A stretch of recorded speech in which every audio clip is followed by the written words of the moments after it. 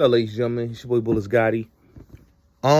This video that I'm about to put up is a interview that I did with Mark Curry on Clubhouse, and I think it was P Unstricken Mentality Room or Stack City Room. It was one of those rooms that I did it. Shout out to them. Shout out to the P and Stack City and Unstricken Mentality. You know, it's basically they had Mark Curry in the room, and I asked him a few questions. This is part one of the conversation. I want to put this out so y'all can see the interview, and part two will be coming out soon with me and Mark Curry, the conversation. I asked some things that basically was not said in the all the dialogue interview, so please be on the lookout. I'm about to drop it. Running it down on these niggas. Sex, drugs, money, and murder, my nigga. You know how we did it, my nigga.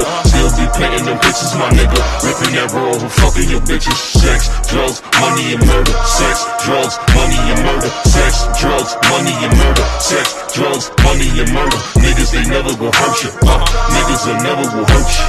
Sex, drugs, money, and murder. Sex, drugs, money, and murder. Got the traps right, understand how to get that. Ran down on them niggas with a flip back. Knew I never seen none of nigga live like that.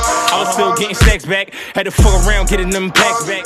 What's good? What's good? What's good, Mark? How you, man? Good, I can't call it here. I'm here making it go. Oh, okay. I just want to say, man, I read your book, Dancing with the Devil. You know what I'm saying? When it first came out, it's a good book. But I just want to say, I just want to ask you though, like I got three questions I want to ask you. But the main one I want to ask you is the Big Jake situation.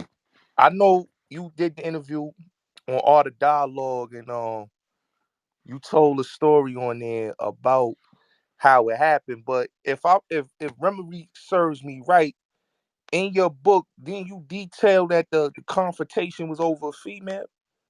But what you got to remember this. Yeah.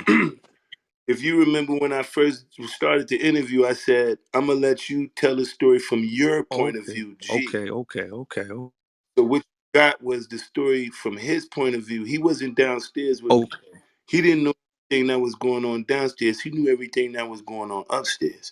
I knew everybody who was upstairs and everything that was going on in the building because I have to walk around occasionally and do walkthroughs and be like, all right, let me see where everybody at. Let me see if they got drinks on their table. Let me see if they bottles or cups is empty so I can go tell the waitresses they'll go clear their table so they can buy more. Because usually in the club, people, they'll sit in the club, buy bottles, and then you be like, them the same bottles they bought when they got here 2 hours ago. So it's time to go check and make sure those bottles, if they empty, get rid of them and make them buy more bottles. If their cups is empty, get rid of them and make them fill their cups up again. So I used to go around doing them kind of runs. Then I go back down to the door. When I get back to the door, I'm making sure, I might even say nobody else come into the club till I come back, till I go make my rounds. I go back, make my rounds, then I come back. Yeah. I let more people in. That's what I used to do at the club. Okay. Because I remember in the book you spoke about that Want the me to tell you conference about the that book? when Suge. Want me to tell you about it? So No, you no, no, don't. I no. could I'll tell. let you talk. I'll let you tell about it. Want me to tell you? Yeah. So when Suge came into the club, he knew my partner's wife, and she had came from the same neighborhood as him in Los Angeles. She knew him. They knew each other. So they knew of each other. So he was like, "Yo, you doing all of these bad boy parties?" Because we was doing a bad boy Fridays. Every Friday we have a party with bad boy, and it was Wolf was the promoter, and he was like, "Yo, you doing all of these bad boy parties, sucking all of these East Coast niggas dick, and all of this." And then that was the disrespectful part when he's talking to her, and then Jake, excuse me, Jake was on the floor. Wolf was talking to her. And Jake was on the floor and he kept harassing this man Wolf in his ear. And Wolf didn't pay him no mind. And the more that Wolf didn't pay him no mind, the more agitated he became. And at the end, he just kept trying to be more and more disrespectful. So then my partner came out. He said, "Look, y'all are being disrespectful. I have to escort y'all out the club." And when he escorted them out the club, had the police come get them out the club. And when we walked out the club, that's when my story began. Yeah. I remember it like that. That's how I Yeah, remember my it was story. told. But trust me, when he came in and he went upstairs, it was a whole row of smacks. It wasn't just one or two. It was a few of them. So you already knew that what Suge's mentality was. Suge's mentality was,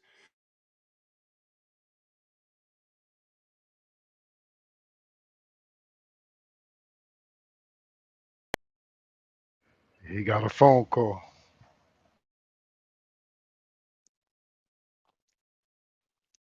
Keep it going, Gotti. Keep it going. When you get off the phone. Yeah, let's ping up, man. Let's they ping keep up, calling, man. they keep calling, trying to get the name of the room. Everybody wants to get in the room. This room is famous right now.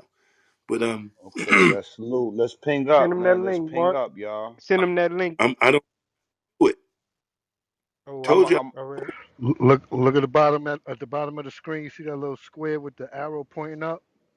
You Yeah, click on that. You could click copy link or share via, man, that shit right there. But and it's like, then you just Yeah, text yeah, it to yeah. them. Like you could ooh, click copy link, and you could just text the link to them. Yeah, Eva in the building and Nubian in the building. I see them. And then all of that. Let's roll. So let's just try to keep on Yeah, going. yeah, we got it. Go ahead. okay. But let's go back. Where we at? So we was So this Gotti. story Yeah. began. We came out when they came out the club. That's when your story began. When they came out the club. So when they came out the club, this is what I'm gonna tell you 1,000% sure. Can't nobody say nothing about this, can't question me or nothing. I know what I seen, I know what I heard, and I know when I came outside the club, I know who did the shooting. Can't nobody question me about that. And I know what the beef was over on the floor. And he was saying this is Bompton Pyru. Bompton. That's what Jake was saying. And he didn't want to pronounce that C part. And when he was doing it, he was actually being a bully at the time. So we understand. And Wolf was being the more understanding, calm person. He wasn't letting him upset him. And I think that's what agitated Jake even more. And then as things escalated, it got to the point to where it was being disrespectful. They got escorted out the club. And when they got escorted out the club, that's when Jake got shot. Rest in peace, Jake. And we're not, we are very sympathetic about the loss of lives. So there's not something like we don't lose lives and laugh at it. When the man was dying, that's when, we realized how serious things were. And it's more than an argument now, it's about a life. It's like instead of arguing, what can we do to save this life? It was a big moment in history. Yeah, no, that's true. So, Mark, let me ask you, right? Heavy D was the first one to hear you rap, and that's how he got you down to Puff, the bad boy. Cause I know that's how the story was said that you was in the studio with Heavy D through your mans from California. Am I correct? Yeah, you right. That's right. You on point. I like that. That's right. Heavy D was the first person that said fly Mark to New York and I'm gonna be in the hit factory and bring him in at this time. And he was working on McGruff, so he had to take a break from working on McGruff and put it on McGruff's budget to do a song with me. So Heavy D was working on McGruff, and during a break, that's when he said pull Mark Curry track up, and he did the song with me in Hit Factory, which changed my life. And it was with me, him, and McGruff. But it was on McGruff's budget. Okay. Cause I know you Herb said that. McGruff, the crime dog. McGruff, that's my man. That's one of the first Salute to rappers I McGruff. done with him and Heavy D. Yeah, I know you said that was all he was working on his album at the time when you was in that session with Yeah, McGruff and yeah, Heavy. yeah, McGruff. That's how I went. So That's how everything started right there. But Heavy was from Mount Vernon, and that kind of like bonded the relationship between Mark Curry and every other individual that knew Heavy D from Mount Vernon, including Puffy. That's true. That's true. That's Including, well, I don't even, I could say so many people that I think in that era that came around, even, where's Pete Rock from? Mount Vernon. P Rock from Mount Vernon, he from the Mount Vernon. Vernon, Mount P Vernon. Rock, you got Grand Poobah, Yeah. Yeah, Sadot X, it's a CL lot. Jamal, Smooth. Poobah, CL. no, CL Smooth is not from Mount Vernon. Poobah's from New Rochelle. No, We but just talking about the area, but yeah, they was they from around there. That's what when they went out it. of town, they was screaming Mount Vernon. They didn't get it to New Rochelle and all that. Even before Yonkers, Really? it was And just a then Mount really Vernon thing. on the Yeah, New it was York, on the New York thing, I think yeah. that a lot of respect needs to be given to Mount Vernon too. And they don't really get the respect Mount Vernon deserves.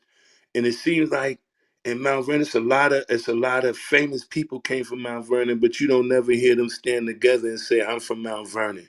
Yeah. Yo, so Mark, when you got the Bad Boy during that time, that's when they was going on No Way Out tour, right? On No Way Out, we was on, I was on, the No Way Out. That's when Puff did the song with Biggie. Yo, the sun don't shine for victory was on No Way Yeah, Out, yeah, right? yeah, yeah. Yeah, yeah, yeah. I came in on the victory tour. So I started touring with him right then. As soon as I came in the door, we was on tour. Okay.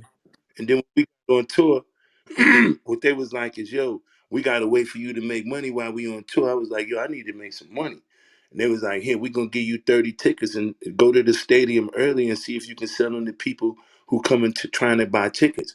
So I would be in front of whatever arena, wherever we was going, and I'd be like, tickets, tickets, being a ticket boy. And then I would sell the tickets and they'd be like, we're gonna give you $5 for every ticket you sell. I was like, fuck a $5. Y'all, I mean, here go the tickets and everything. Y'all can have all the tickets back. And then I said, I need something bigger. Then they gave me the backstage VIP passes. I think they might have gave me about 10 of them. So then I was like, cool. I started selling the backstage VIP passes for $500 a piece. So I would go on, I'd be on their tour. I'm like, yo, $500 a piece? Cool. I'm about to make a quick 5 racks, right? Yo, Yeah, we still here. I hear We you, still Mark. here. I hear you, Mark. I hear you, yeah, Mark. I used to take that 5 rack. I used to make 4. Me and my partner split it, and that's how I used to get money during the whole tour. I didn't want to sell no tickets. Then they found out that I was making 5,000, 2,500 on the VIP passes, and then they shut all the VIP access down. Mm-hmm. Okay, okay. On So the, so so so Mark, when you started writing for Puff, when he did the joint on the Godzilla album, the I Come ain't, With Me joint? I ain't really start writing for him. When did he want me to start writing from him? That's around the Godzilla album. Okay. But I ain't never really come out to say I'm going to write for you. I was writing for me. Okay. I wasn't worried about making him famous. I was worried about what I had to do, how I had to feed my family. So I would never really want to make a man famous Yeah. off of my not become famous off who I am. So in this case, he became famous off my words and then forgot about who I was. Okay. Okay. Okay. Okay. Oh, Because I remember you said that in your book, you was saying how he forgot who you was and a lot of things like that, how you was, was displeased with a lot of things that you saw on Bad Boy. But I know you talked about the situation also on Art of Dialogue, the with the two white chicks. I remember you spoke about that in your book that came to the crib. But you added the name Zip and Jack. But I know you talked about that story where they when the police came, they was trying to say Puffy was in the house. And I Yeah, remember in your story you was talking about Shyne. Is that the same situation? yeah, me and Sean lived in that house. Yeah, I remember you said And that. so yeah, me and Sean lived in that house. And when they came in and the police came, forget Zip, forget Jack. When the police came and said it was 2 white girls that said that they had been assaulted. And I'm like, yo, there wasn't no Puff wasn't in this house. And I think I might have saved that day because I was like, yo, he wasn't in here. And whatever story or allegations these females have to say is false because the only people been in this house is me and him, Shyne. Mm-hmm. And that's it.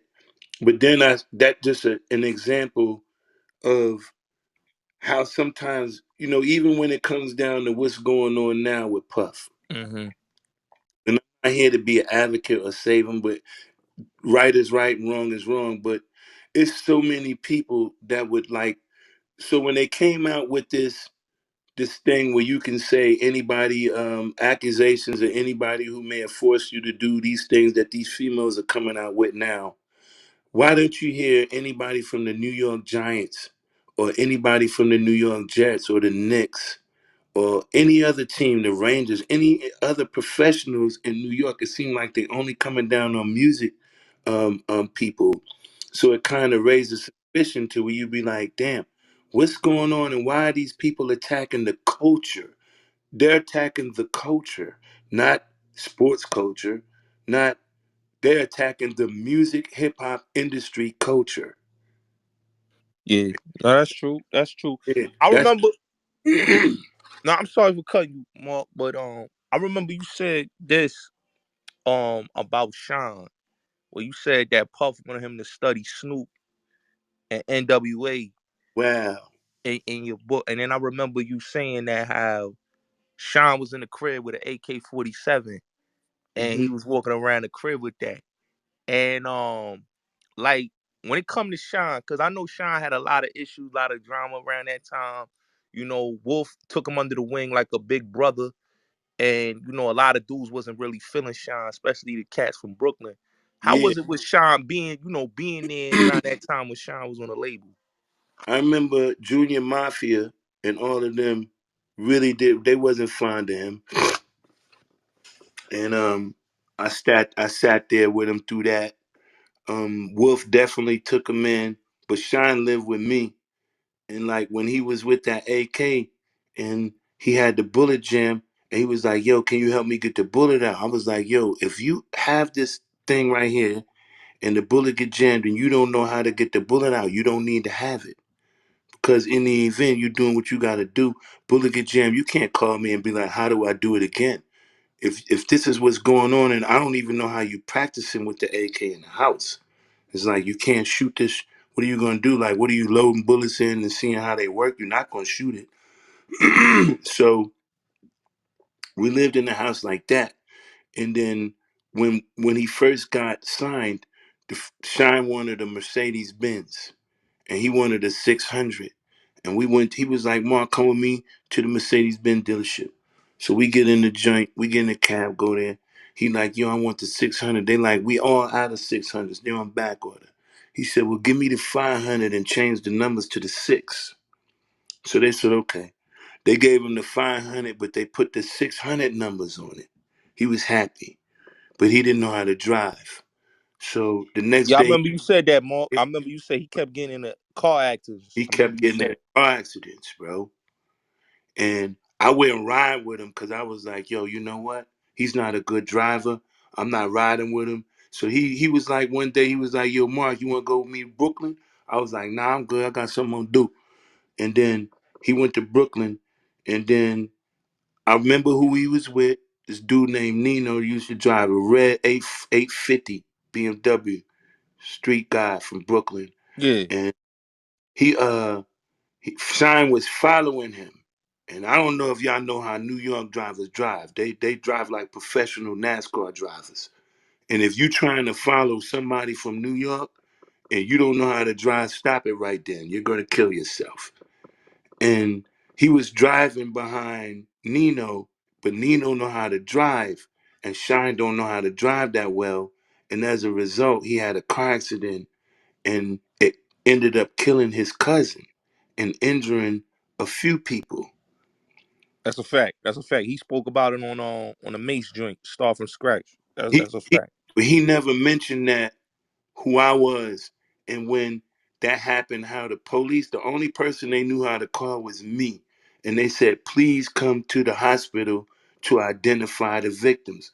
And I went to the hospital, and they was like, the whole ICU was filled up with Shyne's people, and and they was like, "Don't tell Shyne that his cousin died because we don't want him to go into shock." So I had to go in and talk to Shyne. He was like, "How's everything?" I said, "Everything good." He was like, "How's my cousin?" His name was Ron Duke or something like that. I said, "He good." All of this, even though I knew what happened. Yeah. And yeah, that's something that I lived through with him. But that moment was great enough for me to always remember, and should be great enough for him to always remember, and to say, "Hey, Mark Curry, how you doing?" It's like we still going on acting like we didn't share that time together. Yeah, no, I understand that. That's a fact. That's a fact. Hey, yo, Mark. So, the night that Club New York situation, you was there that night, Mark? I wasn't there that night. I can't. Okay, Wasn't there, okay, but I knew where they was going. I had a friend that was in LA visiting New York. I told him to go link up with them. And the female who was at that time was the main bartender in Club New York was my girl. okay. So she the one who was calling me like, "Yo, they in the club. This is what's going on." She was giving me the whole rundown. Yeah, yeah. Cause I know, like, Yeah. you know, when Shyne when Shyne was leaving the club, they said Shyne. Well, I heard Gene said it, and many others said that Shyne could have let that gun go. He cuffed the gun, and that's how they was able to catch him coming out the spot. But anytime you hear gunshots and you don't see the Yeah, gunshots purposely at someone for a purpose, we just don't be shooting guns to not do what we yeah, doing. So you don't never supposed to pull out a gun and then shoot and don't and after you shoot, something's supposed to be right there. true, So if you want to do that, leave that gun true. alone. Hey, uh, Salute. going back Hold to on one.